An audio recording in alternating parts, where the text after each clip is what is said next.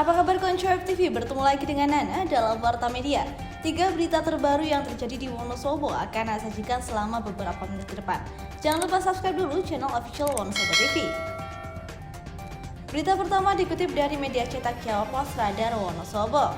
Naikkan laju ekonomi hingga 4%. Pada tahun 2020, pertumbuhan ekonomi di Kabupaten Wonosobo minus 1% lebih dikarenakan pandemi COVID-19. Namun Pemkab akan mengupayakan capaian lebih pada tahun 2022, yakni menaikkan laju pertumbuhan ekonomi hingga 4%. Bupati Wonosobo Afif Nur Hidayat mengatakan sumber daya manusia sebagai penggerak pembangunan masih di bawah rata-rata. Indeks Pembangunan Manusia atau IPM Wonosobo berada pada posisi 68,22 pada tahun 2020. Sedangkan angka harapan hidup paling rendah dibanding kabupaten atau kota wilayah Karisedenan Kedu dan Jawa Tengah.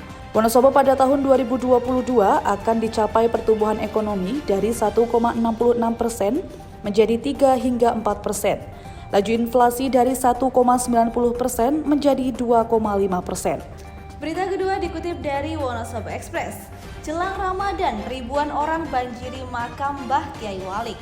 Menjelang bulan Ramadan, ribuan umat Islam dari berbagai daerah berziarah ke makam Kyai Walik, salah satu pendiri Wonosobo di Kompleks Masjid Al-Mansur, Kauman Utara. Kunjungan ziarah sudah mencapai sekitar 200 rombongan dalam 2 minggu terakhir ini. Sekretaris Umum Yayasan Masjid Al-Mansur, M. Mukorobin Toha mengatakan akan menjadikan makam Aulia Mbah Kyai Walik sebagai destinasi wisata religi unggulan di Wonosobo.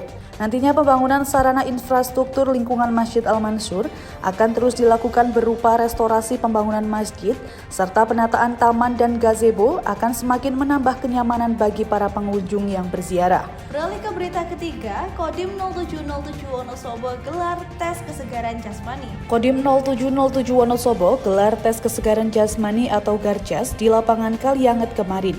Tes tersebut untuk memantau perkembangan dan kondisi fisik para prajurit agar senantiasa sehat, bugar, dan tidak mudah loyo. Pelaksanaan Garjas ini meliputi Garjas A dan B, yakni Garjas A lari 3.200 meter, Garjas B meliputi pull up, sit up, push up selama 1 menit, serta shuttle run yang dilaksanakan di Stadion Kalianget.